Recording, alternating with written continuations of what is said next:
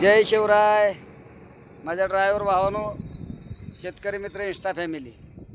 मी कितीतरी दिवस ओरडत होतो की डिझेलची वाढ होणार आहे किंवा आपल्या गाडी धंद्यावर मोठं लादलं जाणार आहे. जागं व्हा, एकत्र या. तर भावानो, आता खरं रस्त्यावर उतरायची वेळ आलेली आहे आपल्याला. कमीत कमी ह्या सरकारनं आता 3 रुपये 11 पैशांनी डिझेल वाढवलं. हां, तर माझं म्हणणं आहे सरकारला की टोल नाक्याला डिझेल लागत नाही, टोल नाक्याला गॅस लागत नाही, टोल नाक्याला काही लागत नाही. आम्ही देशाची अर्थव्यवस्था चालवतो आणि तुम्ही महागाई आमच्यावर लादताय. टोल नाका करा ना कमी, 40% टोल नाका कमी करा.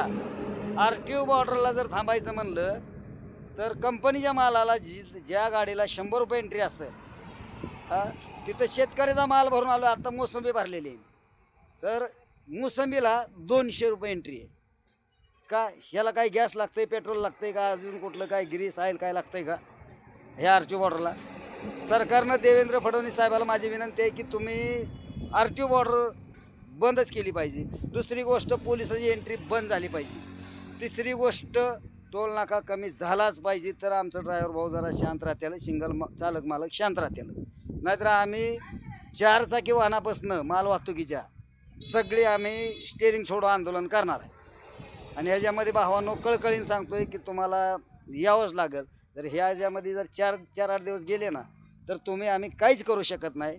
हाय असंच आपलं चालणार. आणि जे लोक मला कमेंट करत होते ना, त्यांना म्हणावं स्वतःच्या आत्म्याला आता विचारा की आपण कोणावर कमेंट करत होतो. कारण कमेंट करणारे काही सुधारणार नाही, ती यांची अशीच माती होणार आहे. आता धंदा करून दाखवा, माझ्यावर कमेंट करणार म्हणून, ही माझं तुम्हाला सांगणं आहे. आणि तुम्हाला जर माझी अडचण होत असेल ना, कुठल्या गोष्टीची, कुठल्या व्हिडिओची, तर धमक असेल तर फोन करायचा. आणि विचारायचं. काय असे फेक आयडीवरून ह्याच्यावरून असलेले कमेंट करू नका माझ्या व्हिडिओ. तुम्हाला चांगलं बघवत नाही ना, तर गाडी धंद्याचं वाईट तर करू नका. ही तुम्हाला माझं सांगणं आहे. ज्याचा आत्मा जागा असतो त्याला कळतंय. काय त्याच्यामुळं भावांनो, कळकळीची विनंती आहे, आपण रस्त्यावर उतरलं पाहिजे. आता आपण स्टेरिंग सोडून आंदोलन करायचं. एक तारीख ठरवू आपण कुठली, तर समजा आहे 30 तारखेच्या नंतरची, सरळ स्टेरिंग सोडून आंदोलन.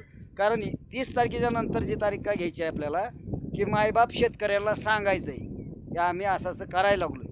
15 दिवसात तुमचा काय माल निघत असेल घालवा, हे करा, किंवा आमचं आंदोलन झाल्यावर तुमचा बाकीचा माल घालवा.